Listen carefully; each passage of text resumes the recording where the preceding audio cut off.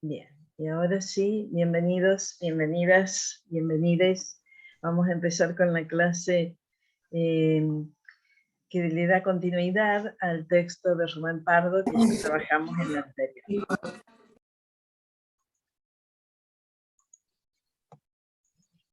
Vamos a volver a compartir pantalla. Esto ya lo vimos, esto es lo que trabajamos en la clase anterior, que eran esas características que hacen a la ciencia un conocimiento que en nuestra cultura tiene un estatus, un lugar, porque nos soluciona problemas y esas soluciones a los problemas nos dan confianza, nos hacen que recurramos a la ciencia como conocimiento y por supuesto como manera de solucionar los problemas, ¿no? Bueno, en ese mismo texto Rubén Pardo tiene otro tema y es que, bueno, está bien, de acuerdo a esas características podríamos tener ya una idea más acabada de lo que es la ciencia. Pero ahí empieza esta cuestión de que en realidad esa es la idea de ciencia que tenemos en la actualidad. Pero siempre se ha entendido eso por ciencia. O se podría preguntar de otra manera, ¿nunca el ser humano produjo un conocimiento como este? ¿No hubo ciencia antes? ¿Y qué fue la física de Aristóteles? ¿O la de Ptolomeo? ¿No eran científicas? Es más, si apareciera en este momento, en esta época, alguien de otros siglos, ¿qué diría, por ejemplo, un griego del siglo V antes de Cristo de la ciencia actual? ¿Sería ciencia para esa persona que viene como de otra cultura y de otra época? Bueno, ¿y cuándo tiene su origen esta concepción del conocimiento científico? Un poco ya lo anticipamos, ¿no? Esta concepción, la que tenemos hoy, nace en la modernidad. Por eso mismo podemos pensar que en realidad es la que nosotros tenemos naturalizada como la concepción, como que eso es la ciencia, pero medio que en todas las cosas nos pasa que creemos que, no sé, libertad es lo que hoy entendemos por libertad. Y los conceptos son históricos y a su vez están situados culturalmente, ¿no? Entonces lo que hace este autor es hacer como un recorrido sobre las concepciones de ciencia, porque la primera distinción que debemos hacer es entre un concepto estrecho, ay, me tapa la, a ver si lo puedo, si salgo así, ahí lo vemos más chiquitos un poquito, pero es para ver la totalidad. O sea, un concepto estrecho, restringido, acotado de ciencia, o un concepto amplio de ciencia. Ahora sí ya lo puedo agrandar. ¿Qué sería esto?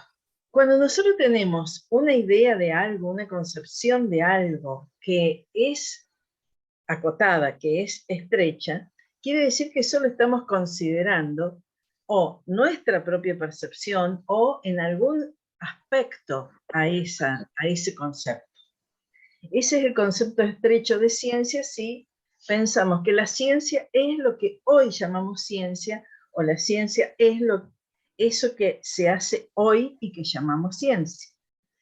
Pero podemos tener un concepto mucho más amplio de cualquier aspecto de la realidad, ¿no? Pero en este caso estamos hablando de ciencia. Podemos tener un concepto mucho más amplio porque en realidad, y esa es la propuesta de Pardo para este punto, en realidad, tanto en la antigüedad clásica como en la Edad Media, como en la modernidad e incluso en la actualidad, en un sentido amplio, siempre ha existido una forma de conocimiento en la que se ha confiado de manera particular o que ha estado más fundamentado o que se le ha dado un estatus superior a los demás. O sea, en sentido amplio, la concepción de ciencia va a ser distinta de acuerdo a la época. Pero todas tendrían en común esto de ser un conocimiento más fundamentado, más riguroso, más confiable. Y esa división de épocas, Pardo la propone a partir de algo que tiene mucha importancia, que es la concepción moderna de ciencia, porque como verán, Pardo habla de una época que es premoderna, o sea, porque es anterior a la modernidad mismo, y después de una época posterior a la modernidad, y por eso se llama postmoderno o tardomoderno. Abarca un montón de siglos esta clasificación. Entonces, bueno, vamos a ver que hay algunas cuestiones que son difíciles de pensar, difícil de creer, que desde el siglo VI antes de Cristo hasta el siglo XV después de Cristo, estamos hablando de 21 siglos, 2100 años, es medio increíble que se haya pensado lo mismo respecto de algo durante 2100 años, además en cualquier lugar del mundo. Bueno, no, estas son clasificaciones. Estamos hablando en términos generales porque estamos hablando de paradigmas o cosmovisiones, que ya vamos a ver ahora inmediatamente qué serían. Pero bueno, en principio quedémonos con esto, que vamos a trabajar un concepto amplio de ciencia desde el siglo VI a.C. hasta la actualidad, que según el autor va a tener como características en la premodernidad, en la modernidad y en el paradigma actual, el tardomoderno o posmoderno, que son particulares y por eso se los puede diferenciar, que el primer periodo enorme abarca desde el siglo VI a.C. hasta cuando se termina la Edad Media. Todos estos límites temporales son siempre discutibles, pero más o menos cuando se sale de la Edad Media, y después desde el siglo XVI y XVII estaríamos hablando de modernidad, hasta el siglo XX, hasta la primera mitad del siglo XX, porque a partir de ahí y hasta la actualidad habríamos entrado como humanidad, como cultura, en la posmodernidad. Esto se entiende, ¿no es cierto? O sea, es una visión histórica, amplia, de las distintas concepciones de ciencia, y por un criterio que el autor después va a fundamentar, se divide todo ese tiempo, que es muchísimo, en tres grandes periodos. Bueno, la otra cuestión es, ¿qué es un paradigma? Porque vamos a ver más adelante a un autor que trabaja particularmente la idea de paradigma en relación a la historia de la ciencia, a cómo progresa la ciencia. En este caso vamos a hablar de paradigmas en un sentido general, muy general, no de la historia de la ciencia, sino en general. Un paradigma primero es algo que comparten las personas que conviven en un determinado tiempo y en una determinada cultura. Un paradigma es una cosmovisión, es una manera de ver el mundo. Y en esa manera de ver el mundo hay creencias, hay valores, hay conocimientos que están relacionados entre sí y que se usan como modelo para explicar el mundo. Otra cuestión con respecto a los paradigmas es que son dinámicos, o sea, dinámicos quiere decir cambiantes, pero además que de tanto cambio puede ser que en algún momento se los sustituya y se abandone un paradigma, se abandone un paradigma por otro. Es lo que pasó en este caso, porque por algo pasamos del paradigma premoderno al moderno. Ahí hay un cambio paradigmático. ¿Me siguen hasta acá o quieren alguna aclaración? Sí, profe. ¿Sí? Sí, profe. Bien. En el dibujo, en ese esquema, ahí ustedes ven que, a ver, una persona religiosa, de cualquier religión, no importa, tiene una manera de ver el mundo, que no es la misma que la de una persona que es atea. El mundo, no importa si es musulmán, si es cristiano, el mundo es distinto para alguien que tiene fe religiosa que para alguien que no la tiene, o es un escéptico, o un agnóstico, etcétera, etcétera. Y así podríamos poner un montón de ejemplos. Los paradigmas son estas concepciones amplias que tenemos acerca de, bueno, del mundo y de todo lo que nos rodea, ¿no? Bueno, si más o menos se entendió que entonces vamos a abordar el concepto de ciencia desde 3 paradigmas distintos, bueno, el primero sería este, que es el más extenso de todo, abarca desde la antigüedad clásica hasta fines de la Edad Media.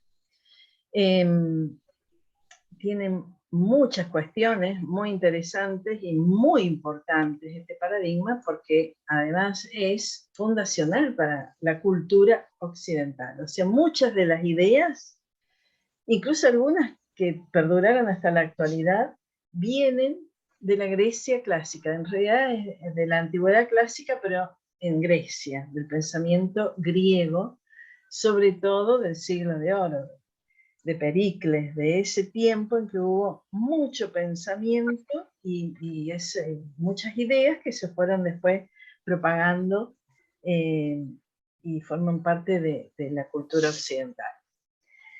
Una de las ideas fundamentales de ese paradigma de la antigüedad clásica, es que se puede distinguir un tipo de conocimiento basado en un discurso explicativo y demostrativo, y a eso los griegos lo llamaron logos, de otro discurso, pero con otras características, que son discursos narrativos, que no requieren demostración, pero que tienen gran importancia también para explicar la realidad, que son los mitos. La mitología griega fue prodigiosa en cuanto a explicaciones acerca de las cosas que pasaban en el mundo. Hay mitos griegos para lo que busquemos. No, este año no lo vimos, pero a veces hemos trabajado con esto, ¿no? Con algunos mitos que después fueron retomados muchas veces para explicar las cosas. Por ejemplo, eh, el surgimiento del amor o el nacimiento de Eros, ¿no? Ese es un mito, pero hay mitos también que hacen referencia, no sé, al origen de las tormentas, estoy distraída porque me está sonando el teléfono, disculpe. Hay mitos prodigiosa la mitología griega. Pero, ¿qué son los mitos? Si hemos leído algo alguna vez, algún mito, está como tremendo mi teléfono, lo voy a poner más lejos. No sé si ustedes lo escuchan. Bueno. Sí, te escucho. Ay, sí, yo estoy ahí porque no sé por qué me llaman tanto más. En realidad, los mitos, ¿qué característica tienen?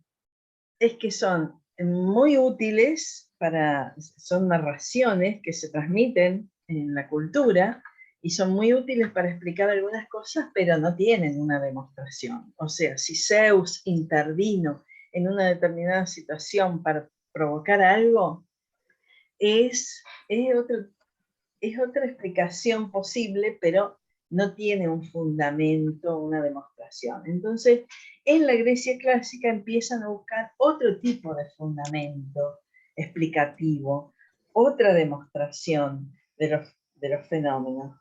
Y empiezan a aparecer desde los presocráticos en adelante pensadores que están buscando el origen de todo, en un principio físico, en un principio abstracto, pero que tenga una fundamentación diferente.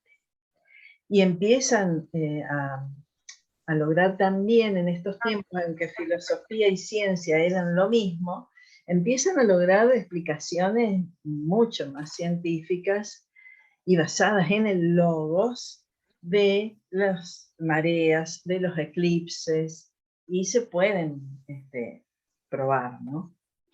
De otra manera que todo lo que viene de la mitología. Y al Tiago. Cierren los micrófonos, por favor.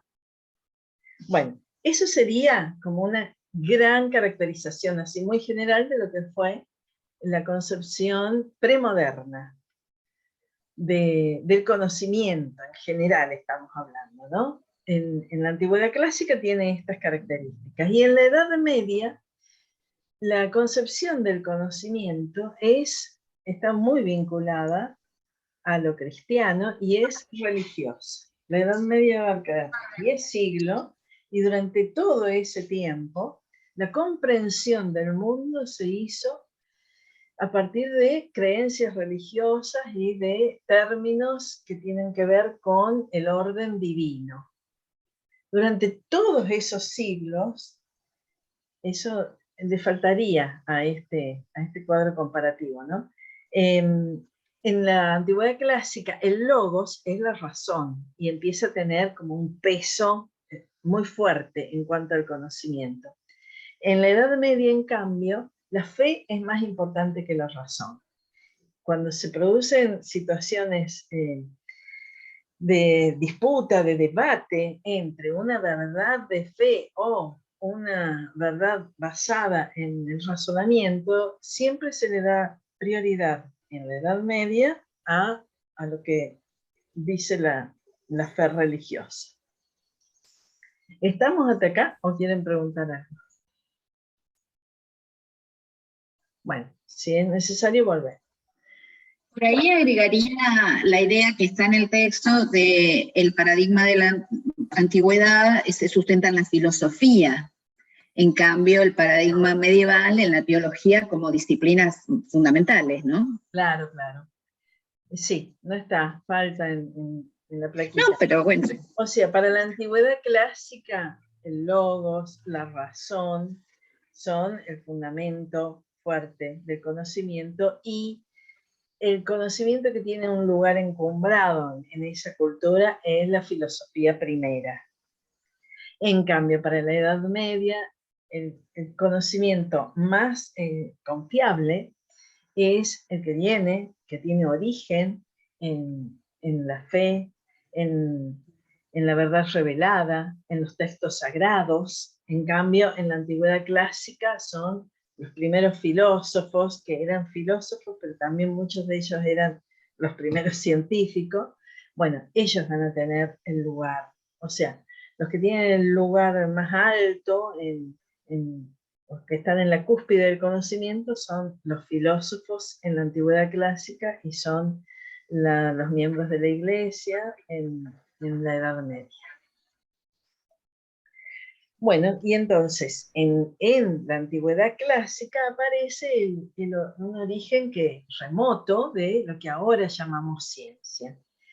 Y surge ya en autores como Platón y Aristóteles, siglo III, siglo IV antes de Cristo. O sea, surge en autores que empiezan a buscar en la filosofía esto que en el cuadrito que está en verde sería la episteme. Que se contrapone. Vivi, ¿puedo comentar una cosita? Sí. Hola, buenas tardes. Hola. Me acuerdo que la clase pasada, creo que Valentina había preguntado cuál era la diferencia entre la filosofía y la ciencia. Y nosotros les habíamos explicado al grupo en general esas diferencias, pero está bueno para retomar cómo en este momento de la historia no había diferencias. No. Filosofía y ciencia son análogas. La filosofía es la ciencia primera. Después, filosofía y ciencia, vamos a ir viendo cómo se van separando, pero en este momento de la historia, filosofía y ciencia van de la mano. Sí, Sí, sí, tal cual, Ángela. Es así. No podríamos distinguir en este tiempo si Aristóteles era un científico o era un filósofo. De hecho, era perfectamente las dos cosas porque es el creador del libro científico que van a compartir tanto los griegos como los medievales, que es la física de Aristóteles, ¿no? Fue uno de los primeros textos científicos. Pero ¿cómo llegan estos autores a definir un tipo de saber que sería parecido a nuestra ciencia en la actualidad? Y lo hicieron comparando un saber que ellos tenían y nosotros tenemos, y todas las épocas la humanidad ha tenido, que se llamaba doxa en la Grecia clásica, que es la opinión.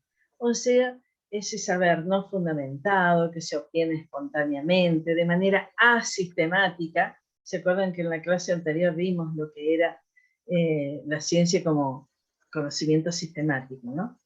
Que se mueve en el ámbito de la verosimilitud, o sea, lo que parece verdadero, pero la verdad es que no, nunca vamos a tener certezas respecto a si es verdadero, y que es acrítico. ¿Se acuerdan que también vimos en la clase anterior como una característica de la ciencia ser un saber crítico?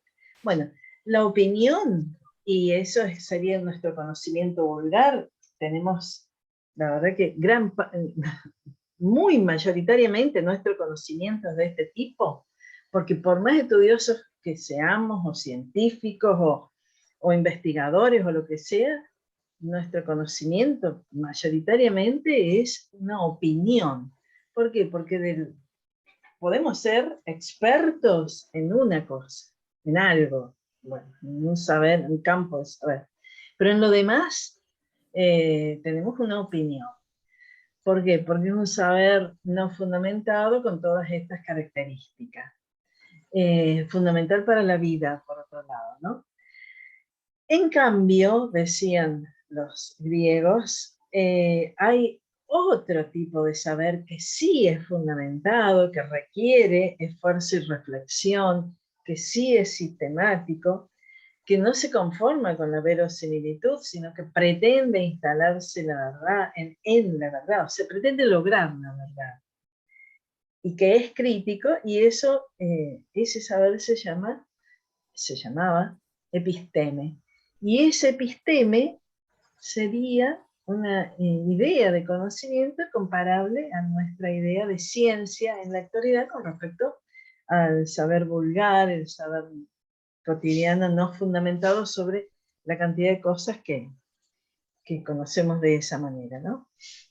Bueno, en esta pintura de un pintor italiano, Rafael, están representados como caminando en la escuela de Atenas Platón y Aristóteles. Por supuesto que es una recreación, no hay pintura de ellos de aquellos tiempos así, y tampoco no había selfies, no había fotos, no había nada. Pero ellos dos son como autores fundamentales con respecto a estas cuestiones del conocimiento en aquellos tiempos. No sé si quieren agregar algo, si quieren preguntar algo, si no, seguimos. Bueno, pero en este paradigma premoderno hay otra concepción que ya es posterior y que también tiene gran influencia en la actualidad en nuestra cultura, que es propia de la Edad Media, y que es la concepción cristiana de la vida.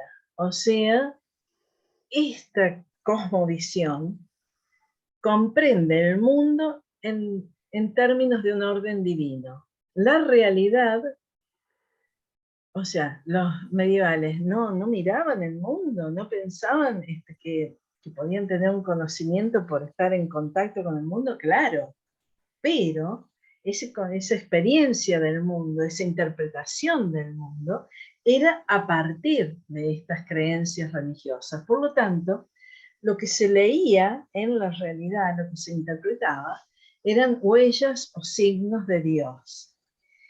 Además, pensaban que el universo estaba ordenado jerárquicamente de acuerdo a ciertas creencias religiosas, ¿no? O sea, ese universo ordenado jerárquicamente y en clave teológica, solo admitía que la fe estuviera por delante de la razón, porque la fe era ese, a ver, cuando hablamos de paradigmas, a veces una forma burda de entenderlo es pensar que con un determinado paradigma es como que nos ponemos unos anteojos y con esos anteojos miramos el mundo. Sería una cosa así, porque lo que vemos ya pasa a través de eso que anteponemos. Bueno, en el paradigma premoderno durante la Edad Media, lo que se anteponía a todo eran las creencias religiosas. O sea, no es que los medievales no estudiaban la naturaleza, no se ocupaban de las cuestiones del mundo, pero se ocupaban de las cuestiones del mundo desde una perspectiva teológica y religiosa. Y la naturaleza y el mundo eran interesantes en la medida en que tuvieran que ver con cuestiones de fe.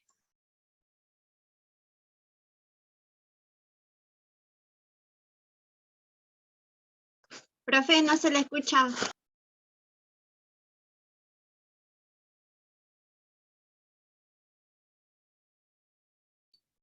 Vivi, tenés el micrófono muteado, por eso no Sí. te escuchan.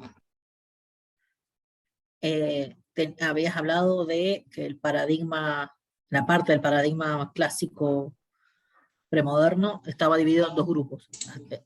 Escucharon tu segunda explicación hasta el hecho de que vos decías que ese paradigma en la parte medieval anteponía todos los conocimientos al tamiz de los ojos de la fe, y que ese tamiz estaba marcado por la interacción, digamos, entre lo que hacían los investigadores o los científicos y lo que permitía el dogma cristiano.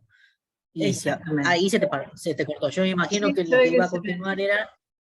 Se me hizo algo que no sé qué fue, porque yo no estaba tocando nada, pero se cortó. Primero me puso conexión inestable, después me cortó el micrófono y después, bueno, dejé de compartir pantalla porque se trancó todo. Pero bueno, sí, claro, esa era más o menos la idea que estábamos compartiendo. O sea, una característica muy fuerte de este periodo es esa, que creo que esto no se escuchó, que es eso que significa tener una cosmovisión, ¿no? Si la cosmovisión antepone a todo las creencias religiosas, como que tuviéramos puestos unos anteojos, a través de los cuales vemos todo. Porque también esa sería como una explicación un poco burda, pero eso sería compartir una mirada desde un cierto paradigma, exponerse a algo para ver, ya lo que vemos está teñido de eso que estamos, que es lo que hace que justamente que expliquemos el mundo y que a partir de esa explicación nos dé una posibilidad de comprensión y acercamiento al mismo. Y ellos buscaban acercarse al mundo, así podían ordenarlo, pero ese orden estaba condicionado por la fe. Exactamente, tal cual. Por ejemplo, este cuadro me parece que además de ser, perdón, no es un cuadro, es un fresco, está en la Capilla Sixtina. El fresco de la capilla. Claro, de Miguel Ángel Buonarroti, se llama La creación de Adán y se lo usa mucho para sintetizar la concepción cristiana o la concepción de este Dios. Acá en la creación de Adán, las dos figuras que estamos viendo, bueno, el de barba, anciano, es Dios que ha creado al hombre a su imagen y semejanza. Bueno, en esta concepción se hace ciencia, pero la ciencia que se hace no la podríamos comparar con la ciencia en la actualidad, porque lo que se buscan son los signos, las huellas que ha dejado Dios en este mundo para que interpretemos. Este es un cuadro del año 1500 y el anterior también. Estos son los grandes pintores italianos de ese momento, ¿no?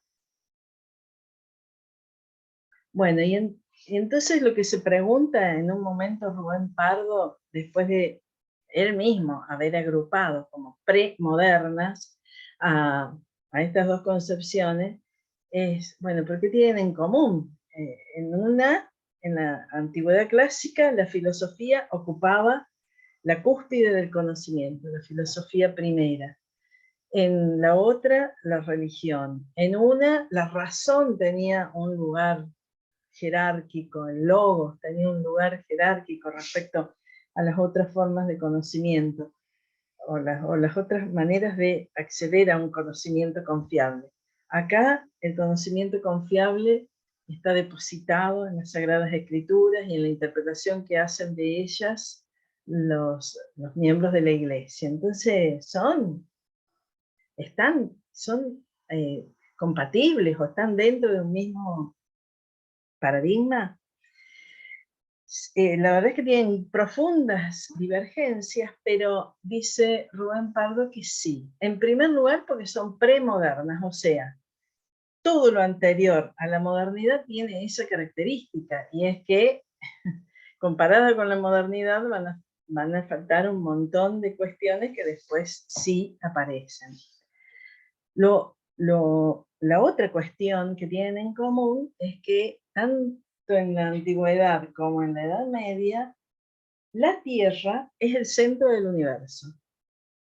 Y eso tiene una importancia para la cosmovisión central, porque un ser humano que se pensó hasta la modernidad, durante toda la premodernidad, como en el centro del universo, bueno, la verdad es que se sentía como muy importante, ¿no? En la Edad Media particularmente, el hombre no solo está en el centro del universo, sino que el universo ha sido creado por Dios para que el hombre lo habite. Entonces, estaba en un lugar el ser humano de importancia tremenda. Con la modernidad, la verdad es que fue uno de las grandes creencias que se nos terminó, ¿no? Hoy sabemos que no estamos en un lugar central, ni mucho menos, ni siquiera de nuestra galaxia, ni siquiera nuestro planeta es particularmente importante, o sea, estamos en un lugar cualquiera, en un planeta bastante, bueno, modesto sería. No estamos en el centro seguro, pero tampoco es que somos tan importantes. Profe, Vivi, creo que Freud... perdón. Sí. Buenas tardes. Disculpe, ¿les puedo hacer una pregunta con respecto a qué tienen en común porque la concepción griega y la cristiana? Sí, por favor. Porque tengo, no sé, tengo muchas dudas en eso. ¿Por qué se parecerían si se ve que al cristianismo se denomina como una creencia de fe y a la griega como una base de conocimiento científico, como una ciencia, como parte de la ciencia? Sí, a ver, en la cultura antigua, o sí, esto que estuvimos viendo como la antigüedad clásica, hay una concepción, estamos buscando la concepción científica en sentido amplio. Entonces, claro que no va a haber ni en unos ni en otros algo como en la ciencia actual, por un lado. Por eso son premodernos, porque la ciencia actual es una idea que nace en la modernidad. Después, si un griego del siglo V a.C. viniera a la actualidad por algún mecanismo y se encontrara con, no sé, lo llevaran al CONICET, diría, ¿esto le llaman ciencia a ustedes? Bueno, primero estaría muy asustado por todo, ¿no? Por las luces, por todo. Pero diría, ¿esta es ciencia para ustedes? ¿Qué le llamaría muy, bueno, para sí, sería conocimiento empírico que ellos tenían o tejné, pero lo primero que sentiría un griego es que se ha roto el pacto con la naturaleza, porque eso vamos a ver qué pasa en la modernidad, o sea, En la modernidad, la ciencia rompe el pacto con la naturaleza porque hay un sujeto que investiga a un objeto. Y por eso ha permitido esto, que bueno, sean tantos avances, pero a un griego le preocuparía mucho lo que estamos haciendo ahora como ciencia. Yo creo que se asustaría. Además, Claro, claro, claro. Sí, sí, justamente por eso lo preguntaba. además un Sí. griego no está completamente en contra de las divinidades. Que en la divinidad griega no sea la divinidad Ujú. cristiana, no quiere decir que no haya divinidades en la construcción del conocimiento. De hecho, la ciencia tiene un nombre de una divinidad, es Late, es la luz.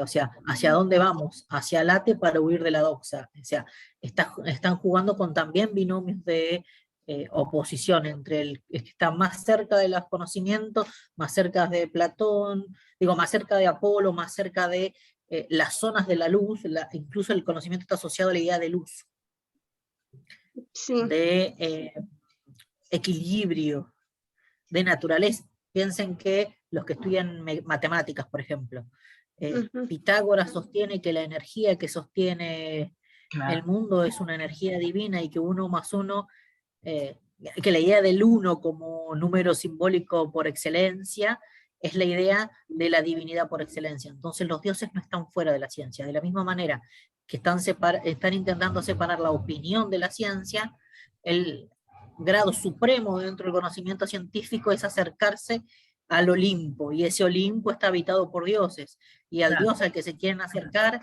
es al dios de la sabiduría. Entonces buscan a Apolo y a su hermana Atenea, que son la luz del conocimiento. Entonces, las dos concepciones, tanto la clásica, antigüedad clásica, como la medieval, en el fin último del conocimiento hay un acercamiento a la divinidad. Mientras en la modernidad el fin último del conocimiento es la racionalidad humana. Entonces estamos parados en dos lugares distintos. Por eso Pardo también las pone juntas. Son diferentes, pero hay un... ¿Cuál es el objeto final de la ciencia? La cercanía a qué? A un conocimiento puro. Claro, tal Y cual. ese conocimiento puro es un conocimiento divino. Exactamente. Un conocimiento puro es un conocimiento Simplemente divino. Eso que señalás, Silvana, tiene que ver con el tercer punto en común entre las dos concepciones. El universo no va a ser el de la modernidad. El universo tiene un orden jerárquico y tiene que ver con esto. O sea, en los griegos hay una idea de conocimiento que te lleva al conocimiento de las ideas, en Platón, del sumo bien, en Aristóteles. Hay partes del universo que necesitan ser movidas, tienen que imprimirle movimiento, y a su vez está el motor inmóvil del que hablaba Aristóteles, que es algo que pone en movimiento todo, pero que no necesita que lo pongan en movimiento, y esa es una idea que se va acercando mucho al Dios cristiano, que crea de la nada y no necesita ser creado. En el cristianismo es clarísimo el orden jerárquico. En este mundo el que habitamos, en la tierra que está en el centro, está todo lo malo, lo material, lo perecedero, lo que cambia. En el centro de la tierra está lo peor de lo peor, que es el infierno. Pero después, a partir de la esfera de la luna, más allá, ya el resto del universo no tiene materia, entonces no es corruptible, es perfecto. Vienen los ángeles, los arcángeles y todos los seres esos que habitan lo que está, todo lo que es supralunar, lo que está cargado de celestialidad, de inmaterialidad, etcétera, etcétera, como perfecto. Entonces, ni los griegos ni los medievales se imaginaban un mundo como el que habitamos hoy, que no hay, nosotros no tenemos esas concepciones, que el universo esté animado por seres superiores, etcétera, etcétera. Eso es lo que nos hace a nosotros o modernos o posmodernos, seguro. Ellos en cambio tenían visiones cargadas de cuestiones que ahora serían muy extrañas para nosotros. Por eso se los puede agrupar.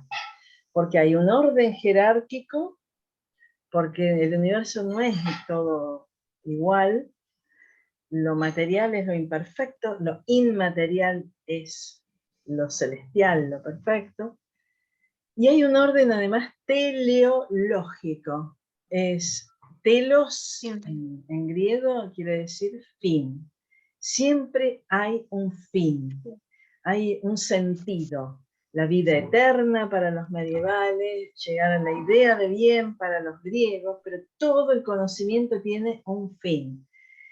Eso se ha perdido en la modernidad. Hay fines, pero no el fin. Por otro lado, son concepciones en las que, tanto la antigua como la medieval, en la que el espacio es finito, hay un límite.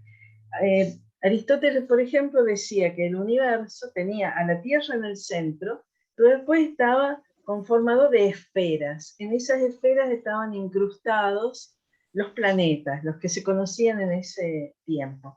Y después cerraba todo la esfera de las estrellas, las últimas, las que se veían que estaban como pegaditas ahí. Pero había un fin, era como una gran esfera el universo. En los medievales también hay algo que cierra el espacio, y bueno, más allá de eso está Dios. Esa idea se termina con la modernidad. A nosotros nos cuesta mucho imaginarnos que hay algo cerrado en el universo, porque decimos, bueno, pero debe haber alguna forma de perforar ese límite. Con la modernidad el espacio se hace infinito. Bueno, no sé si, no era la idea tampoco meternos en algo tan profundo, pero es para que entiendan que realmente por eso Pardo pone a la modernidad en el centro de toda la cosmovisión respecto de la ciencia, porque con la modernidad cambia todo lo que se venía durante siglos, se venía concibiendo de una manera, se cambia. Bueno, y otra Yo cosa, lo que iba a comentar, recién Vivi, perdón, sí. Iba a comentar cuando estabas por explicar la concepción moderna, que Freud hablaba de las 3 heridas narcisistas de la humanidad. Esos grandes golpes al ego del ser humano que durante tantos siglos se creyó el centro del universo, el centro de la creación, el centro del sistema.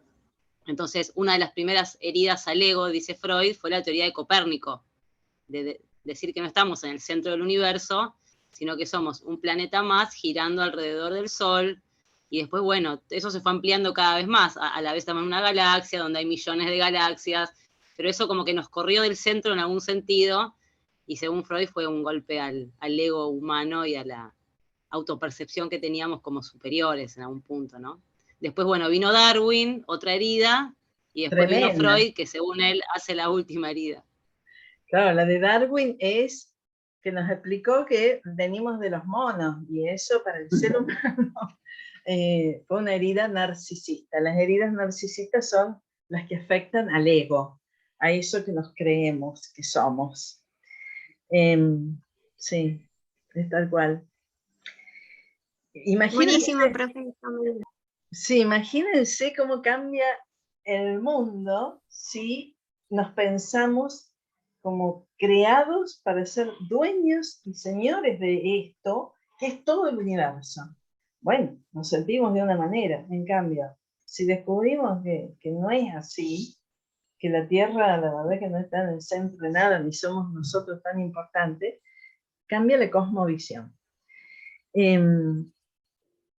Sí, decías que ahora se entendía un poquito más, ¿no es cierto? Bueno. Sí, profe. Y me da la sensación que ese ego herido de la humanidad se va a compensar después con todo el poder que la ciencia le da al ser humano, ¿no? Claro. Como está bien, no somos el centro, pero mira todo el poder que tenemos con nuestra ciencia y nuestra técnica. Eso que anuncias, Ángela, es exactamente lo que pasa con la modernidad. En las instancias, en las épocas anteriores, a ver, en lo inmediatamente anterior a la modernidad, Dios estaba en el centro. Y la modernidad es un giro al antropocentrismo, o sea, que el ser humano se siente en el centro de todo y se siente poderoso usando bien su capacidad racional para hacer los cambios que requiere la humanidad en cada momento. Bueno, entonces así es que hay muchas explicaciones. Acá, como debe haber gente que sabe más que yo de estos temas, seguro que lo va relacionando con distintas cuestiones, pero es algo que pasa entre los siglos XVI y XVII y llega hasta la mitad de nuestro siglo, siglo XX, y es con esto de que entramos en la modernidad. Ya algo lo anticipamos recién. La modernidad tiene, la verdad, que decir qué es lo que provocó esto en el ser humano. Bueno, algunos dicen fue encontrarse con un continente, porque en 1492 Colón llega a este continente y descubre que además está cargado de riquezas. Y eso los europeos no lo sabían, por lo menos no los europeos estos que tienen tanta incidencia en nuestra cultura. Bueno, algunos dicen que los europeos dijeron, bueno, la verdad es que esto no lo sabíamos, el conocimiento en el cual confiábamos no nos hablaba de esto, y a su vez hay un continente lleno de riquezas y tenemos que procurárnosla, tenemos que mejorar la cartografía, mejorar las embarcaciones y generar un montón de conocimientos en torno a qué hacer con esas materias primas que están en estos lugares que se acaban de encontrar, ¿no? Bueno, debe haber habido una serie de factores que hicieron que hubiera ese giro desde lo teológico a lo antropológico, o sea, el saber sobre Dios gira hacia un saber sobre lo práctico mundano, a las cuestiones de este mundo. Y eso va a cambiar todo, va a cambiar toda esa concepción, esa cosmovisión del mundo y por qué pasan las cosas que pasan. Por eso, una primera característica que señala Pardo es que la modernidad es un lento, pero inexorable proceso de desacralización o secularización. Silvana.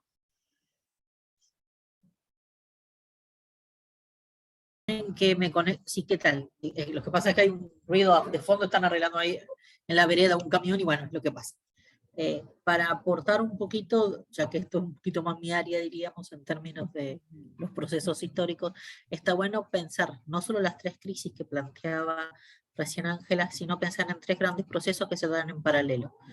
La humanidad se cuestiona la presencia de Dios como protector de aquellos que actúan bien ante uno de los hechos más significativos, que es la peste negra.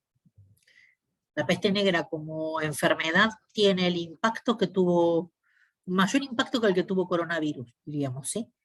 Porque se encuentra la solución en el siglo XVI y se inicia en el siglo XIV. O sea, pasan 200 años hasta que le encuentran a vuelta, diríamos en términos muy poco democráticos, muy poco románticos, ¿no? Pero tardan 200 años casi en encontrar la cura, más que la cura, la lógica de por qué se contagiaba la gente en todas partes del mundo conocido. Hablamos de Asia, África y Europa al principio, pero después también la van a traer a Latinoamérica, a América en su totalidad, y que es una peste bubónica producida por los excrementos de las ratas. Esta enfermedad que se trasladaba en el arroz, o sea, una enfermedad básicamente que implicaba que los granos de arroz almacenados y movidos de un continente a otro, de una región a otro, en barcos, los ratones generaban sus heces y a partir de eso, como era el mismo color, porque hablamos de arroz integral, no el del arroz blanco que comemos hoy, el arroz blanco que comemos hoy es un arroz tratado, no el arroz real no es blanco, es más bien beige, entonces se confundía con el arroz real. La gente, como no tenía el alcance del fuego masivo en términos de que la leña era carísima y de que el carbón era carísimo y de que todas estas cuestiones, no hay gas usándose como elemento de calefacción, Entonces, con que el agua llegara a una temperatura de calidez, alcanzaba para considerar que el alimento estaba cocido. Claro. Y en realidad lo que estabas haciendo era diluir un excremento en agua que después ibas a comer toda la familia. Y que una vez que se enfermara uno en esa casa, se enfermaban todos, porque en realidad todos habían comido el mismo alimento. Claro. Y si esa gente se bañaba y hacía sus necesidades, digamos, en una fuente de agua potable o más cercana, peor. De hecho, la georreferenciación, la geografía como georreferenciación, nace ahí. Cuando comienzan a encontrar los focos de ubicación de la gente que se enferma, en función de localizar dónde estaban las casas de las familias enfermas, y a partir de ahí encuentran que lo común es el agua. Pero más allá de eso, ¿no? Digamos, una enfermedad que genera un despoblamiento masivo, una mortandad de un tercio de la población, de 2/3 de la población, hablamos de que desaparece más de la mitad del mundo. Tremendo. Y que eso afecta desde el esclavo más inferior, en términos de cómo se consideraba de derechos, no en términos de que fuera inferior como ser humano, hasta reyes, papas, daba lo mismo, no se salvaba ningún sector social. Eso súmenle que en paralelo está el conflicto con los otomanos y el cierre del mar Mediterráneo. Por lo tanto, Europa queda aislada por primera vez de sus vinculaciones con Asia y de gran parte de África. Claro. A eso súmenle el descubrimiento de América. Descubrimiento, entre comillas, esto de la conquista de América en realidad y la ocupación del territorio americano. Y a eso hay que sumarle además que las ciencias que dan explicación, o los conocimientos que dan explicación, la explicación no pasa por lo divino, sino que pasa por la actitud humana. O sea, ¿por qué se contagiaron? Porque no cuidan las aguas. ¿Por qué se contagiaron? Porque no ventilan. ¿Por qué se contagiaron? Porque no se lava la ropa. ¿Por qué se contagiaron? Y porque, miren, duermen en la misma casa, en el mismo cuarto, los cerdos, los perros y las personas. Porque al no haber gas, se dormía en los establos. La mayoría de la gente dormía en establos, no todo el mundo tenía esto de la cama. Ni siquiera la cama, la imagen de la cama como espacio, como mueble existía. Y la idea de la ventana y la ventilación tampoco existía. Entonces, estos 4 elementos que implican choques culturales muy fuertes. Primero, la existencia de otros hombres. Después, la ruptura de los vínculos con los territorios comunes y los alimentos cotidianos. Esa ruptura con los musulmanes los acercó a las obras prohibidas de Platón y a las obras prohibidas de Aristóteles. O sea, pese a la ruptura, toda una lectura de científicos que hasta ese momento no estaban dando vuelta. Entonces, todo un acercamiento a los antiguos censurados por los medievales. Donde la explicación de las enfermedades no eran divinas, sino que la explicación de las enfermedades eran por virus, bacterias y demás. Y eso irrumpen la lógica de cómo podemos vivir el mundo, si este mundo que nos dijeron que era cristiano, o que era bueno porque había un Dios, musulmán, cristiano, el que fuera, da lo mismo, ¿sí? Que nos protegía, nos está demostrando que ninguno de los dioses funciona. Y que la mortandad no corresponde a la condición de vida, y que las explicaciones más extremas de los clásicos, donde sacaban a las divinidades del centro de la explicación, son las más útiles para resolver problemas cotidianos. Digamos que hay un cambio de mentalidad, diríamos, ¿sí? Y ese cambio de mentalidad es un proceso de transición entre fines del siglo XIII, principio del siglo XIV, hasta el siglo XVI. Esa transición, que es el romanticismo, el humanismo y todo lo demás, es lo que genera todo este proceso de pasar de poner en el centro del universo a la Tierra, poner en el centro del universo a las divinidades, poner en la lógica de especularización a lo divino, y empezar a hacerse el proceso que estaba diciendo Vivi, de secularización. O sea, el problema no está afuera de nosotros, está en nosotros o entre nosotros. Pues el problema está entre nosotros, es un problema no solo entre humanos, sino de los humanos con la naturaleza. El cambio de mentalidad es rotundo. De ahí que Pardo dice, estamos pensando en un paradigma nuevo, estamos pensando en unos nuevos lentes para ver, y esos nuevos lentes tardaron todo este tiempo en construirse, porque los anteriores se friccionaron, se partieron. Nada más que eso era como para aportar un poco más a la explicación. Nada más y nada menos, porque con ese ejemplo se patentiza todo esto, ¿no? ¿Cuántos cambios van a venir a nivel institucional, a nivel cultural, a nivel social? Nace una clase nueva, la burguesía, que daría para todo un tema, un análisis sociológico también, pero la verdad es que todo cambia. ¿Quiénes eran los que tenían el poder? ¿Cómo se concebía el conocimiento? Y la ciencia se ubica sí, en otro lugar. Piensen que la ciencia la terminan haciendo dentro de las universidades, de ahí que se llaman claustros y nos llamamos claustros en las distintas universidades. Y las universidades en realidad dependían de la iglesia, pero son los científicos, los clérigos más alejados de la fe dogmática los que generan las transformaciones. Entonces también rompen con su misma pertenencia. Entonces eso está bueno de pensar, ¿no? Perdón. Sí, tal cual. Pero lo pensé mientras los decía, Silvana, en la actualidad, en este tiempo que vivimos el COVID, algunos pensaban que podía provocar un cambio de paradigma. No pinta, pero decían que en una de esas dejábamos de ser tan materialistas, tan capitalistas, empezábamos a valorar la vida. Parece que no nos pegó lo suficiente como para... porque claro, un cambio de paradigma es una gran crisis, es como en la vida, cuando cambiamos realmente es porque algo nos movió la estantería y hay que arrancar de otra manera, porque no va lo que veníamos haciendo, pensando, etc. Igual el cambio de paradigma no se lee en una generación. No, nosotros claro. Estamos apurados por ver el cambio de paradigma post-COVID, digamos. En realidad, la discusión que se está dando hoy sobre educación, vieron todo el lío de que si se agrega una hora, no se agrega una hora, que si la escuela es, si la escuela no es, si es presencial, si es el aula, si dónde está el aula, si dónde se educa, es la punta del iceberg de que los paradigmas modernos se han roto con todas las ganas. No solo son postmodernos, sino que ya ni siquiera son postmodernos. Ahora, ¿cuándo termine la crisis? No sabemos.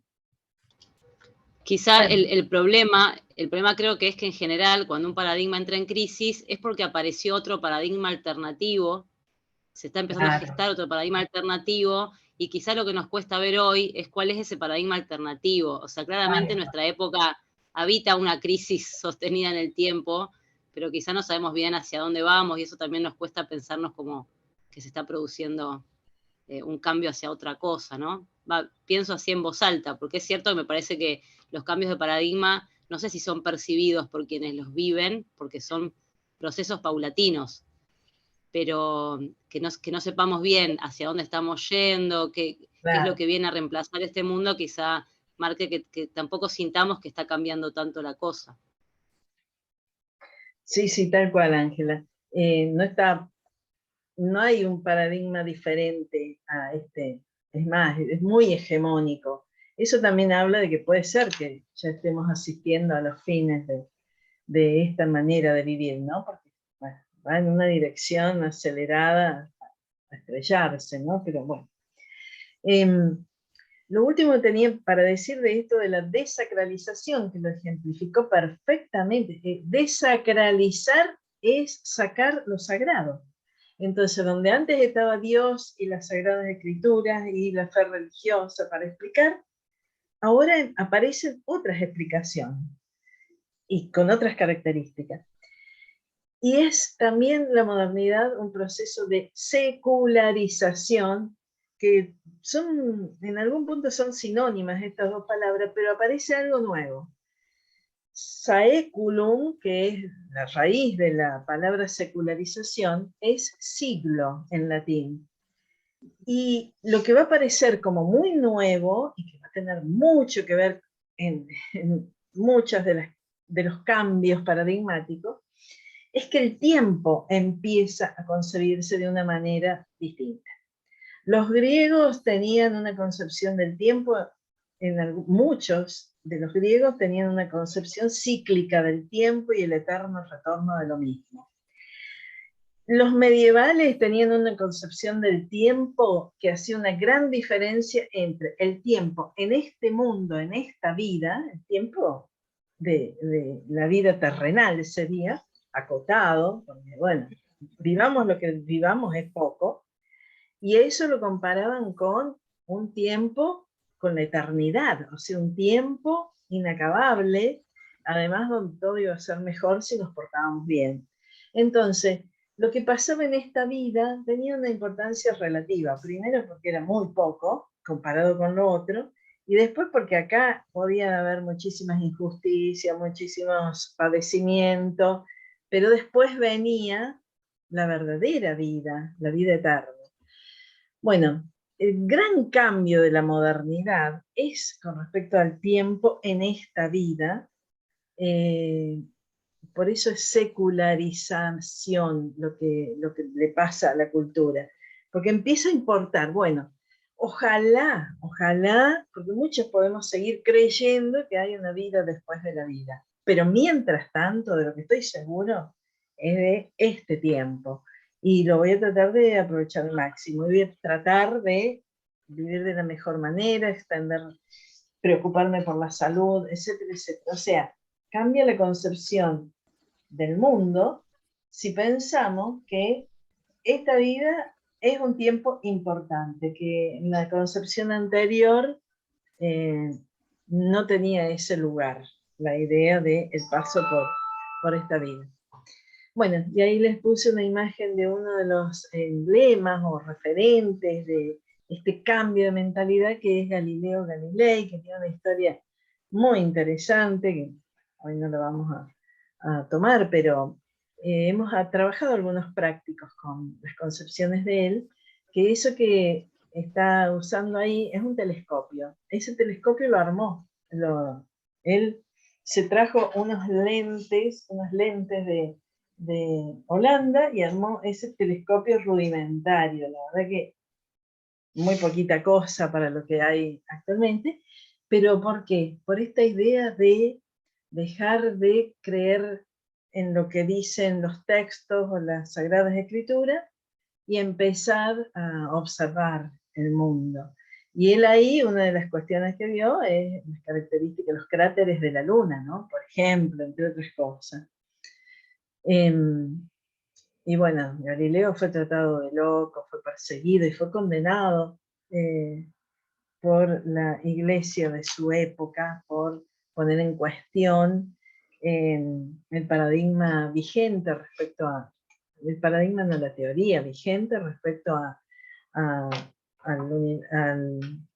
bueno, sistema ptolomeico que ponía a la Tierra en el centro. El geocentrismo se termina. ¿Y por qué? Porque entre Copérnico, 50 años antes, y Galileo con sus investigaciones, y otros más, por supuesto, empezaron a defender de manera firme y probada que la Tierra no era el centro del universo. Están muy calladitos hoy, no sé si quieren... Buenísima, profe. Muy buena la explicación. No te escuché. No, le decía que muy buena la explicación, se la entendió muy claro. Bueno, no obstante, si algo no se entiende, volvemos, ¿eh? Estamos haciendo una síntesis medio salvaje de la historia. Sí. Sí, soy Mayra, una consulta. ¿Puede volver a repetir el término del geocentrismo, o sea, de Copérnico y Galileo? ¿Lo puede volver a explicar un poquito? Porque no sé si en internet, pero no escuché bien. Claro. Veíamos en la anterior que las concepciones premodernas sostenían el geocentrismo. Geo es tierra, centrismo es que la tierra está en el centro, de que del universo, o sea, está la tierra acá y todo está alrededor de ella. Esa idea muy fuerte durante tantos siglos tenía que ver con cuestiones religiosas también, por supuesto, pero con que, bueno, lo que se sabía del universo daba la sensación, ¿qué sentimos cuando nos levantamos a la mañana y miramos? Que esto no se mueve, que esta tierra no se mueve, ¿no? La tierra en la que estamos. Y que se mueven otras cosas alrededor. Es como del sentido común esa información. Después resultó también muy útil para hacer esta jerarquización del universo, es decir, en la Tierra está lo único material, lo que se corrompe, lo que nace, crece, se desarrolla y muere, bueno, etcétera, etcétera. Era una concepción, no era alocada, era basarse en los datos que vienen del sentido común y en creencias religiosas respecto a que todo lo que está en el cielo es de otro orden, no es como acá. Bueno, esa idea se fundamentó desde la física de Aristóteles y de la astronomía de Ptolomeo. Ptolomeo es un monje del siglo, no me acuerdo si 1 o 2 después de Cristo, que se dedica a eso, a formular una imagen, una idea de cómo es el universo. Y bueno, y propone un modelo astronómico que es geocéntrico. ¿Qué pasó cuando empieza a surgir este pensamiento heliocéntrico? Que se empieza a dudar de esto, porque si la Tierra está fija en el centro y todo gira alrededor de la Tierra, ¿por qué hay trayectorias erráticas en los planetas? O sea, en la medida en que se fue teniendo más información y se fue sabiendo más del cielo, no cerraba esto. Y lo fueron complejizando al paradigma de Ptolomeo y Aristóteles. Le fueron encontrando cálculos matemáticos de por qué los planetas se desviaban de la trayectoria que tendría que ser uniforme y siempre circular, etcétera, etcétera. Bueno, hablaron de epiciclos y de cosas que no vienen al caso ahora, pero en definitiva, Copérnico lo que hizo fue poner en duda todo el sistema astronómico al decir, en realidad el problema es que la Tierra no es el centro. El centro de nuestro sistema es el Sol.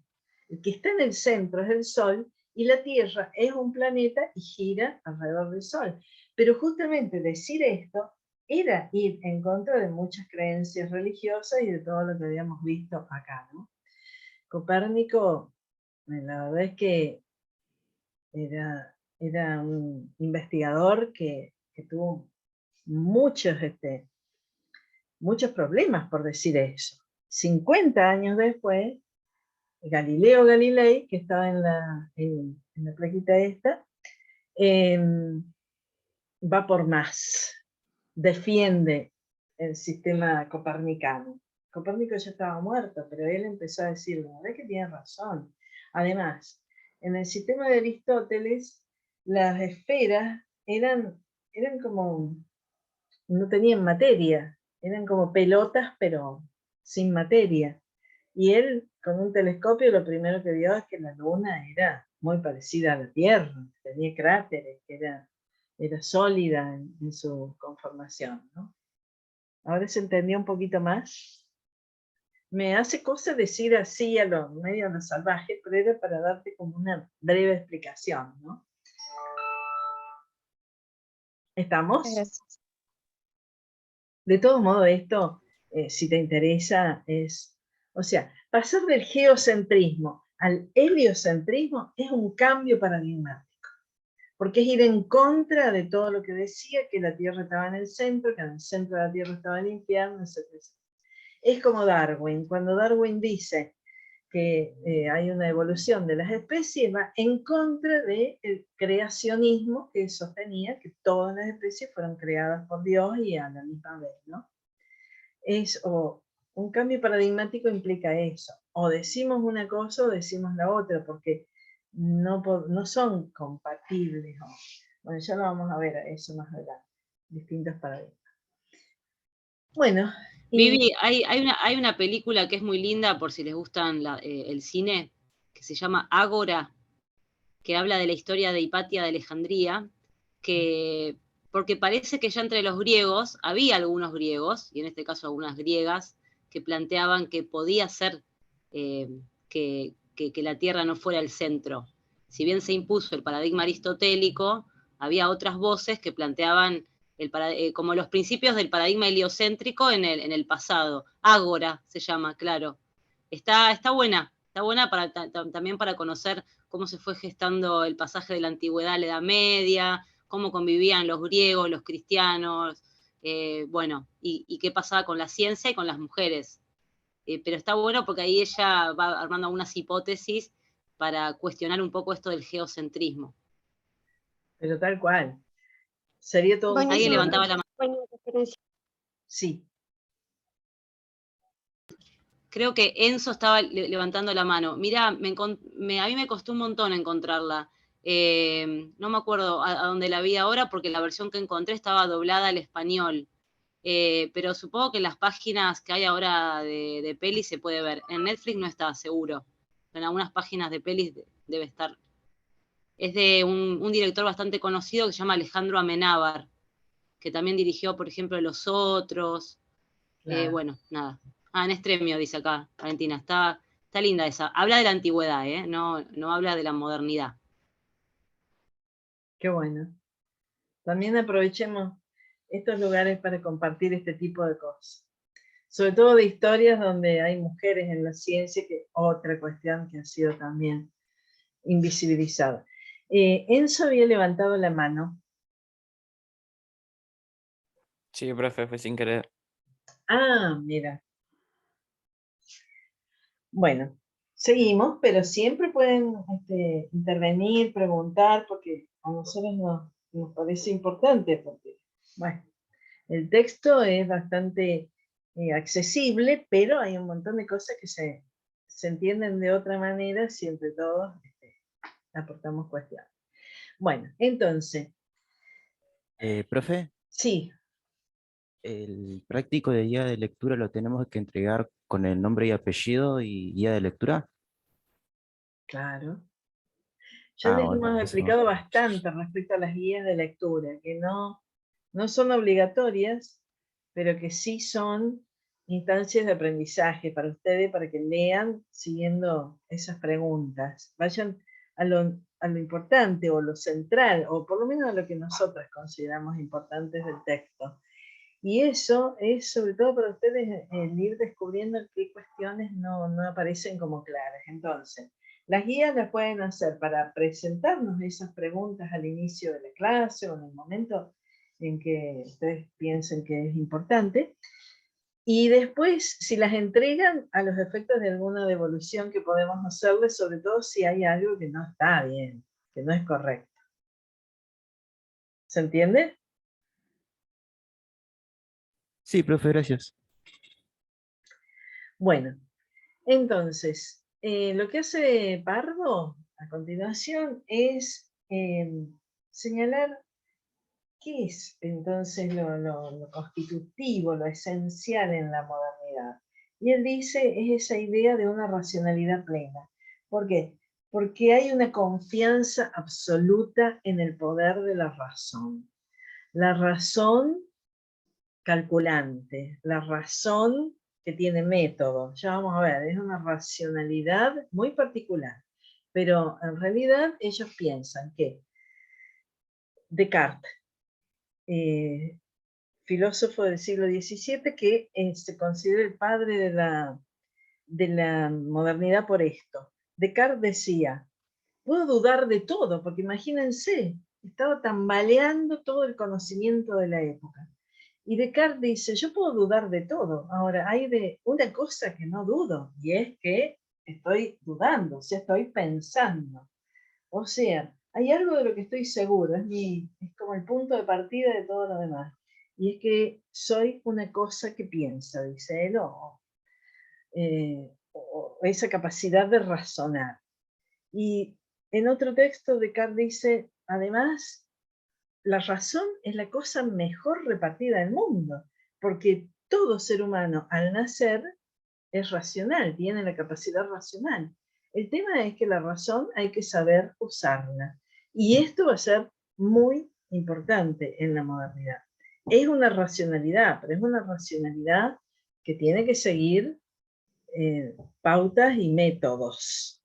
Es una racionalidad destinada, muy destinada a esto que está como primer punto, al cálculo, a la medida.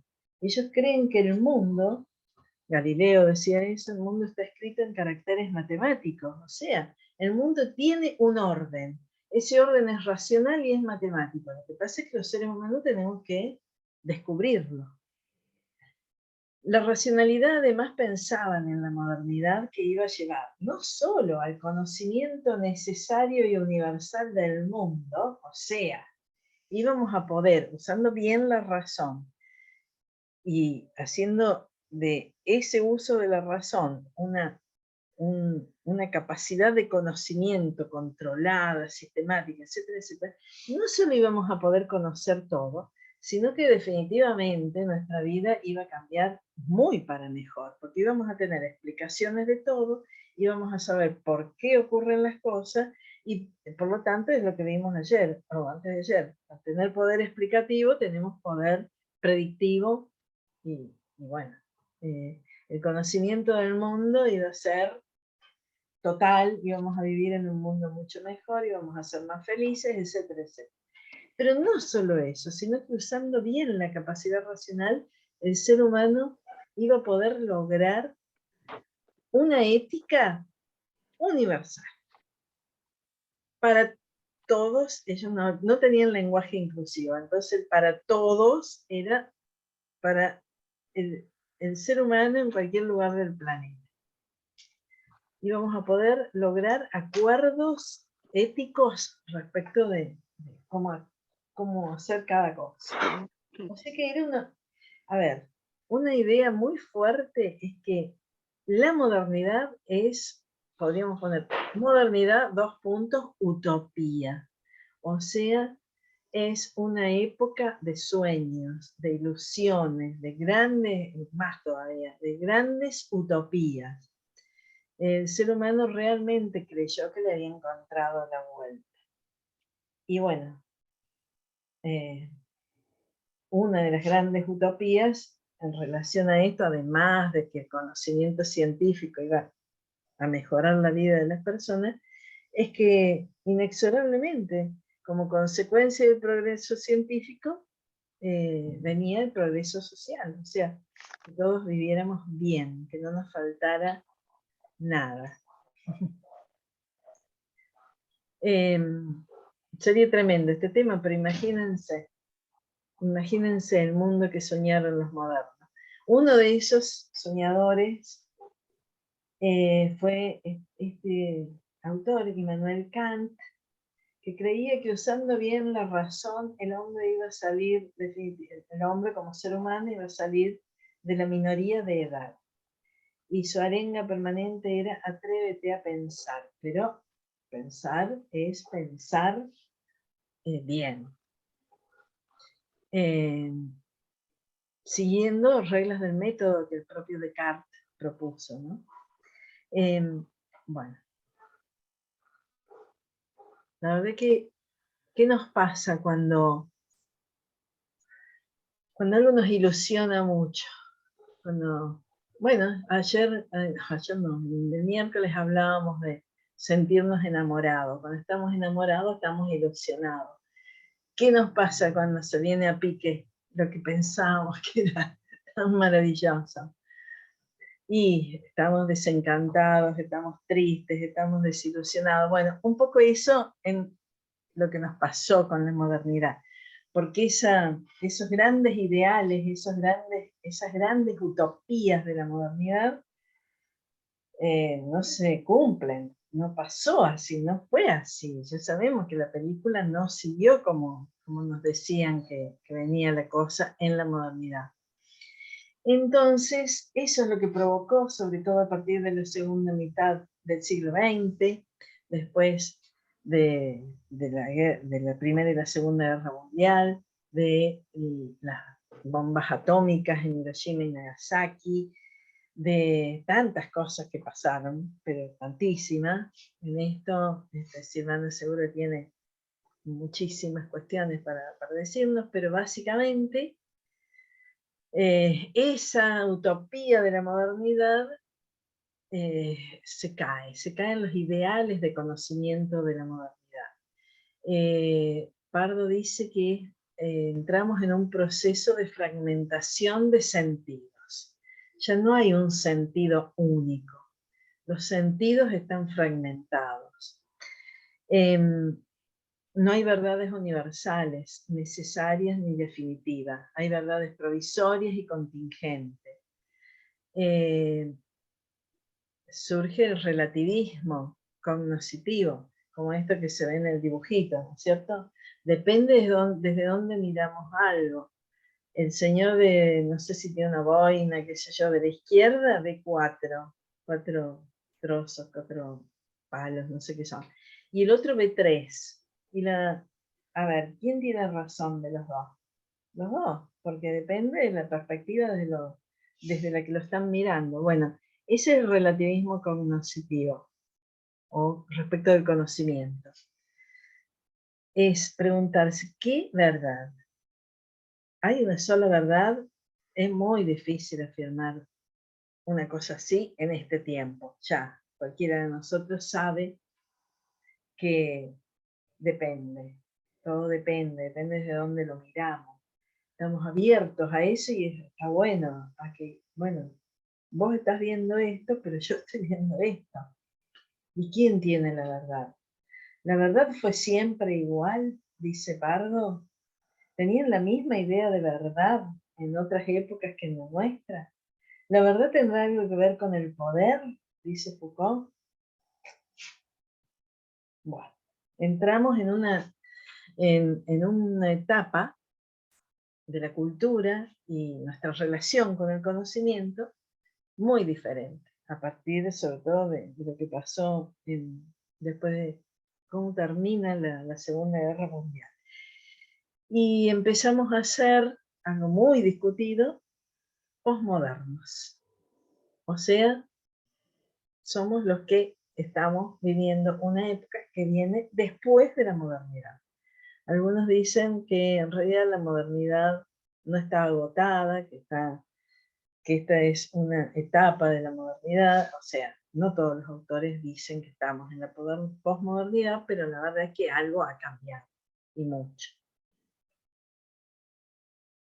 Esa es la primera característica. De hecho, me parece que en la pandemia se hizo muy patente que esta idea del relativismo y la idea débil de verdad también está como conduciendo a un cierto anticientificismo. No sé si a todos o a mí solamente se cortó. Ah. A mí no. No sé, ¿Dónde? Mayra, no sé. No, a mí no se me cortó. Mayra, capaz que era tu conexión, ¿puede ser? Sí, porque a mí no se me cortó, por lo menos esta vez no. Yo lo que iba a comentar es que tanto se está revisando, o sea, tanto se ha ido revisando la idea de verdad y tanto se ha ido revisando la ciencia a sí misma, que hasta parece que estamos cayendo en ciertas épocas medio anticientificistas, porque en la pandemia hubo muchos movimientos que negaban la existencia del virus, que decían que la pandemia era una ficción, también quizá con todo el movimiento antivacunas. Bueno, hay todos unos movimientos que también dan para pensar, ¿no? Dan para levantar un poco las antenas, porque una cosa es decir que, bueno, que la verdad es histórica, que se va construyendo, que se va revisando, y otra cosa es decir que cualquier cosa puede ser verdad, ¿no? Que también es un poco el peligro de un poco de la actualidad, de las redes sociales, donde, bueno, las verdades proliferan por todos lados, pero a unas certezas tenemos que construir socialmente, ¿no? Claro. Entonces creo que esto es bien una marca de época. Claro, claro. Eso que señalas, Ángela, es tal cual. O sea, primero, no nos podíamos imaginar a comienzos del siglo que se cuestionara a la ciencia y a los científicos. Y ahora claramente se duda de todo, de si hicieron bien la fase 3 de la vacuna, cosas que antes no eran así. Lo otro es esto, el relativismo tiene, o sea, es un camino de ida. Todo depende de la perspectiva. Por ejemplo, yo no sabía lo del terraplanismo, o sea que la Tierra es plana. La verdad es que a mí me deja como fuera no sé ni qué pensar de eso, porque me parece una cosa que no puede creer alguien eso, y sin embargo los fundamentan, los sostienen. Entonces, bueno, el relativismo es a nivel existencial, no podemos estar que todo está en el mismo plano y todo depende y todo es relativo y todo, porque nos enloquecería. Creo que es insoportable psíquicamente no tener algunas certezas, tal vez no las certezas universales y absolutas de otros tiempos, ¿no? Silvana, te veo como que... Iba a empezar iba a compartir algunas apreciaciones, ¿no? También este surgimiento de posturas extremas, o resurgimiento, no porque hayan estado agotadas en su totalidad, es lo que marca otra vez que estamos en esa transición que hablamos al principio del siglo XIII al XVI, donde se puede ver que la transición de la modernidad a la posmodernidad se había visto en ese momento, donde podemos pensar en la ruptura del posmodernismo, es en ese resurgimiento de los extremos. O sea, resurgen extremos antiguos, previos a la modernidad, surgen propuestas absolutamente nuevas, como todas las, no sé si la palabra es la New Age, pero sí aquellos que plantean todo lo que es el veganismo y demás como una lógica de vida completamente distinta, que es mucho más que un cambio de alimentación, que tiene que ver incluso con la relación con los alimentos, con las formas de cocinar, con las formas de habitar la casa. Entonces hay en estos momentos como mínimo 4 modelos posibles de pensar la vida. Y el hegemónico, lo único que tiene de hegemónico es que era el antiguo, nada más, que fue hegemónico previamente, o sea, que ya dejó incluso de ser modelo que se puede estandarizar, y que ni siquiera el mismo relativismo ya pasa a ser un camino, sino que deja de ser un problema el relativismo, lo que se plantea es la discontinuidad de estas lógicas. Entonces ahí estamos viendo esto que vos decías, una nueva crisis, en este caso rompiendo el posmoderno. A mí también me parecía interesante marcar cómo pasamos del moderno al posmoderno, ¿no? Esa transición entre el moderno y el posmoderno es otra vez una crisis, esta vez no de 2 milenios, o sea, no de 200 años, perdón, no de 2 milenios, que serían 2000 años, sino que fue un proceso mucho más pequeño, pero no fue menos de 30 años. Pensemos que se abre con la Primera Guerra Mundial y se cierra con las manifestaciones francesas en el 63. O sea, tenemos 30 años, casi 40, donde se sacude las concepciones. ¿Qué se sacude de las concepciones? El rol de la guerra, el rol de la ciencia, el rol del científico, el rol de las mujeres, el rol de el poder, el rol de la economía, y genera esta posmodernidad, que a veces es una que para algunos puede ser incluso un reacomodamiento de la modernidad, ¿no? Pero lo que está muy claro es que en este proceso abierto entre el 18, cuando comienza a haber una fuga de estos nuevos virus, que son, no sabemos si inventados o naturales o como fueran, que vuelven a generar la alternancia de la vida como proceso. O sea, ya la vida no la proteges ni vacunado, ni viviendo bien, ni teniendo una casa, ni nada, ni cumpliendo con las medidas sanitarias. Podés caer de la manera que sea. Lo estás inmune, la inmunidad se rompe. Sí. Y esa ruptura de la inmunidad abre todo esto, desde los terraplanistas hasta los veganos en extremo. Incluso, con esto estamos diciendo, no estamos en contra de los veganos. O sea, nadie está hablando en contra de los veganos ni de los terraplanistas. Lo que se está diciendo es que las alternativas de pensamiento comienzan a encontrar otras formas incluso de buscar las maneras de habitar el mundo.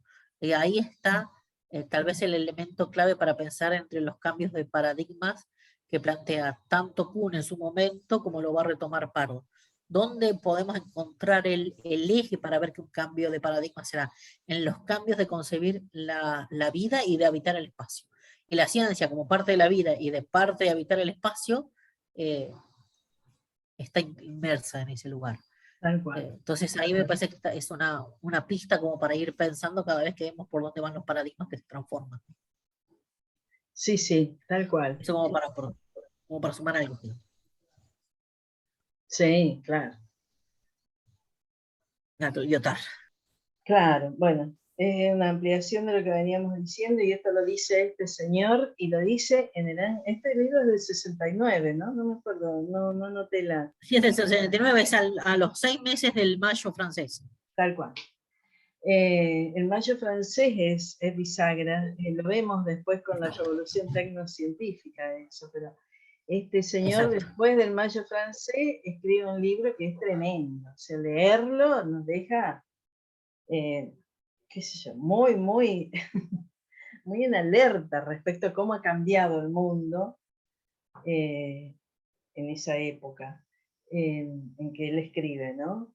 Pero cómo es anticipatorio de lo que se viene. O sea, en la modernidad se apostaba a la ciencia y a la razón como certezas, como lo que podíamos estar seguros de eso. La posmodernidad, en cambio, es una realidad cambiante, difícil de abordar, caótica, incierta, solo probable, y tenemos que acostumbrarnos a que esa es nuestra época. Estamos en esa época. Ustedes, que creo que en los últimos años además ha sido todo muy acelerado en este sentido, ¿no? La segunda cuestión que ya se anticipó es que pensábamos que con la ciencia y la tecnología venía el progreso social y no pasa nada. O sea, hay una cuestión que la ciencia avanza, ha resuelto un montón de problemas, pero que hay una cuestión que tiene que ver con esto, con el fin de los grandes relatos, las utopías y las ideologías, y ya en nuestro mundo, o sea, los grandes relatos de los que habla Lyotard en ese libro, fueron relatos que tenían que ver con, bueno, por ejemplo, el fin de la lucha de clases, el marxismo, que íbamos a pasar, bueno, no sería para tratarlo ahora, pero íbamos a pasar por una última instancia de lucha de clases, y después, bueno, venía la era en que íbamos a tener, no íbamos a tener grandes diferencias sociales, y la verdad es que eso no ha pasado. Y las ideologías en torno a esto, ¿no? Hasta la década de los 70, la cantidad de ilusiones respecto a que el mundo fuera más justo, más igualitario, cuántos movimientos políticos, movimientos armados que lucharon por eso. Bueno, no, esa gráfica de ahí de la izquierda es como que por encima de todo hay un valor que está por encima de todo, y es el económico, cueste lo que cueste. Por eso Lipovetsky dice que esta es la era del vacío, en ese sentido, que la única ideología es la materialista, el tener, el pasarla bien. O sea, ¿dónde están las luchas por cambiar las cosas? No es que no las haya. Estamos hablando de esta manera de encarar el mundo y de estar en el mundo propio de la época. No es que no las haya, por supuesto que las hay, pero está todo fragmentado, o sea, cada uno lucha por lo que le importa individualmente. Y hay poco movimiento colectivo, de cambio social, etcétera, etcétera. Estamos hablando siempre en términos generales, ¿no? Bueno, y lo último es lo que ya anticipaste, Ángela, y que es muy, muy fuerte, los cuestionamientos a la ciencia y al cientificismo.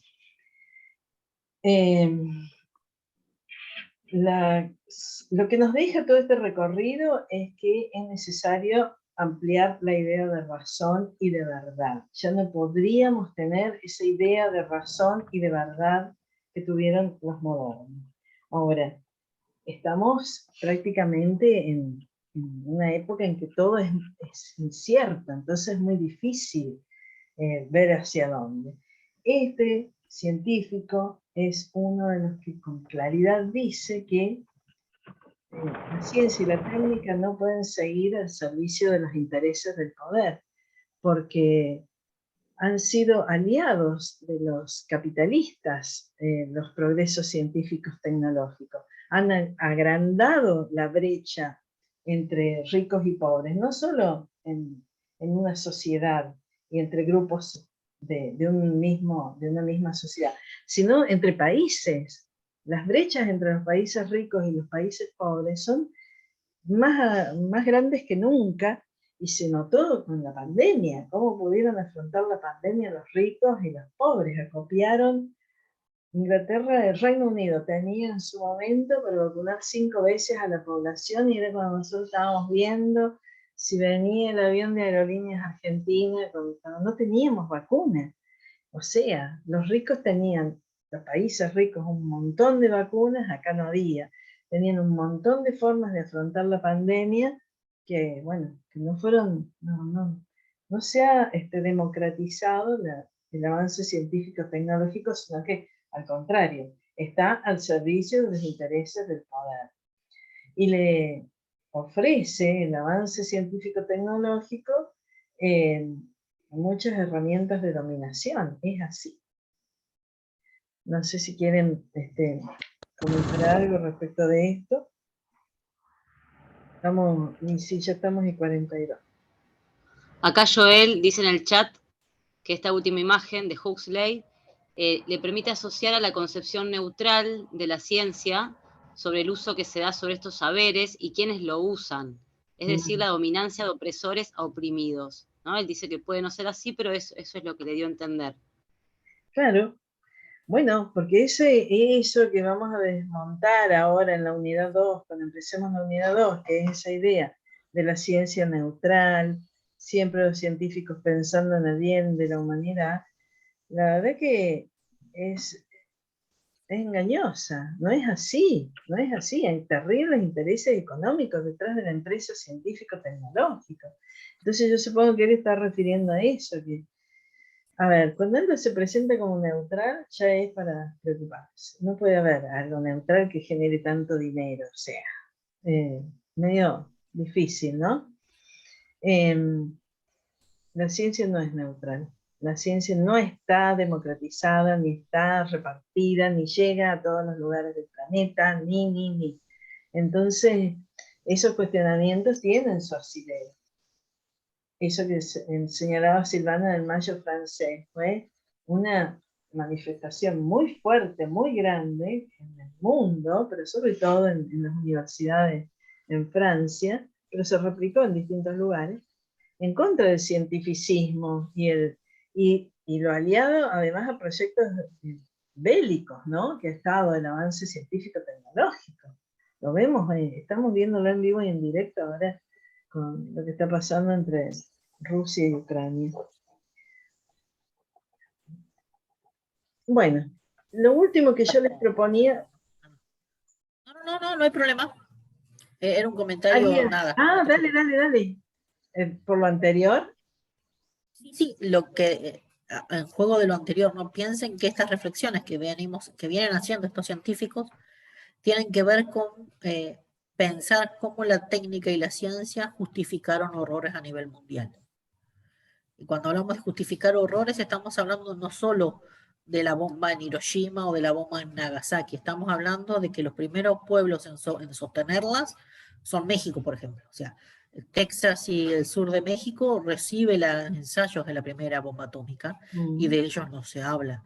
El ensayo de las vacunas se hacía sobre el norte de África, sobre población africana, sin derechos a que la gente dijera que sí o que no. Los ensayos sobre la fertilidad y las pastillas conceptivas y anticonceptivas se aplicaban sin consentimiento de las mujeres. O sea, a ver, las pruebas en niños eran pruebas en niños sin consentimiento de los padres. El derecho al consentimiento como problema ético en términos de la medicina comienza en los 50 y a mediados de los 50. O sea, antes no. Tu cuerpo era cuerpo de la ciencia sin objeto. De hecho, en la Argentina sigue estando la ley que dice que si una persona muere y nadie reclama el cuerpo de esa persona que murió, pasado 15 días en la morgue es un cuerpo para la ciencia. Sí, tal cual. Entonces, no estamos hablando de que con qué se ensayan las escuelas de medicina. Cadáveres. O sea, suena horrible, estamos hablando en términos técnicos. ¿De dónde sacan los cadáveres? Los sacás de aquella gente que no tiene, que nadie los reclama. Claro. Y antes era incluso parte del objeto. De hecho, era incluso parte del objeto cotidiano. Esto legalmente en la Argentina todavía no se revisó esa ley. Como legalmente en la Argentina tampoco se dice qué pasa con los fetos que son objeto de los partos que generan la muerte de los bebés. Quedan en la guardia o quedan en la sala de operaciones. A ver, sí, perfecto, quedan, pero quedan como material de investigación científica para ciertos lugares. Entonces vos decís, lo que estos científicos, desde Lyotard hasta Huxley, están marcando es, chicos, miren, la ciencia es maravillosa en muchas cosas, la ciencia nos da salud, la ciencia es muy buena en muchas cosas. La ciencia está marcada por el poder, está marcada por la economía, está marcada por los intereses, está condicionada por el prestigio, pero en nombre de la ciencia se permitió cualquier cosa. Y en nombre de la ciencia se ha permitido el extremo del uso de la ciencia, y en nombre de la ciencia se ha permitido la deshumanización de los hombres. Entonces, me parece que ahí es donde hay que poner un poquito el foco, y a partir de eso, este ideal buenísimo que tenían los modernos de que la ciencia iba a ayudar al progreso, al bienestar, a la felicidad y todo lo demás, se cae a pedazos. O sea, la ciencia le generó progreso, bienestar y felicidad a quiénes y a cuántos. Y en función de eso, se justifica cualquier cosa, incluyendo una guerra, se justifica que seas objeto de laboratorio cual cobayo, cuando vos no optaste y no sabes ni a qué te estás enfrentando. Entonces, este cuestionamiento no es solo a la ciencia ni a los científicos, sino al sentido y a la imagen de la ciencia. ¿Qué era ciencia? Y si la ciencia es buena o es mala. Y más allá de si es buena o mala la respuesta, pues tampoco son blancos o negros, sino qué cosas buenas hay de la ciencia y qué cosas malas hay de la ciencia. ¿Y qué nos pasa con creer la ciencia como un Dios? Los modernos habían puesto en el lugar de la divinidad a la ciencia. A lo máxima verdad era científica. Entonces habíamos cambiado un Dios por otro. Estamos igual de condicionados. Y estábamos igual de enamorados porque la ciencia se había transformado en un dogma. Sí. A eso como para que pudiéramos jugar con los ciclos y poder después cuando trabajáramos Kuhn y pensar los ciclos, las rupturas y todo lo demás, las intersecciones, ahí tuviéramos elementos para jugar, para poder marcar esas fracciones, ¿no? Nada más que eso. Muchas gracias, chicas. Sí, ahí. Profe, Sí. profe Viviana, una de esos ejemplos lo puede dar Manuel Kant cuando habla del uso de la razón, que es, aplica, por ejemplo, a que nosotros siempre dependemos de alguien para tener el uso de la razón. ¿Puede ser? Es un poco complejo, digamos, simplificarlo de esa manera, si bien Kant cuestiona la razón y habla de ciertas formas de la razón, en ese momento la razón no deja de ser el lugar primordial. Al contrario, para Kant todavía la razón es el objeto primario de deseo y es una razón que tiende a la bondad. El problema no está en la razón, sino en nosotros y en acercamiento a la razón para Kant. Entonces, no es un problema de la razón, es un problema de los hombres con la razón. No, tal sí, vez. Y Kant habla de los usos, ¿no? De los distintos usos de la razón. No es la razón, Sí, sino los usos. Vieron que, o sea, por ahí ella está refiriéndose a esta idea de la minoría de edad, ¿no? Kant dice que somos como menores de edad cuando nuestra razón está atada a otros. En cambio, cuando nuestra razón se desata de otros y piensa por sí misma, es cuando se libera, se emancipa. Entonces Kant lo que quería es que la humanidad tuviera una razón autónoma y no una razón menor de edad, atada a otros. El problema es si realmente el uso de la razón nos liberó, o si igualmente la ciencia, con todo lo racional que es, también fue funcional a un montón de cosas poco racionales, ¿no? En un sentido, o poco humanas. Pero sí, vos estás mencionando algo que es bien de la modernidad, la idea de que usar libremente la razón es estar emancipado. Sí, tal vez a ver, ya que quieren hablar de Kant, Kant lleva a la razón a su expresión máxima porque justamente la crítica de la razón pura, la crítica de la razón práctica, es una crítica en el sentido de ver hasta dónde puede llegar la razón humana, hasta dónde la podemos perfeccionar. y depende también de qué ámbito de aplicación le vamos a dar. Entonces Kant, que yo creo que es el ejemplo, es el paradigma de alguien que puso la razón por encima de todas las cosas. El problema de la modernidad y el uso de la razón es que tal vez priorizó una de las funciones o de las posibilidades de la racionalidad, que es la instrumental. Muy brevemente, Pardo habla de eso.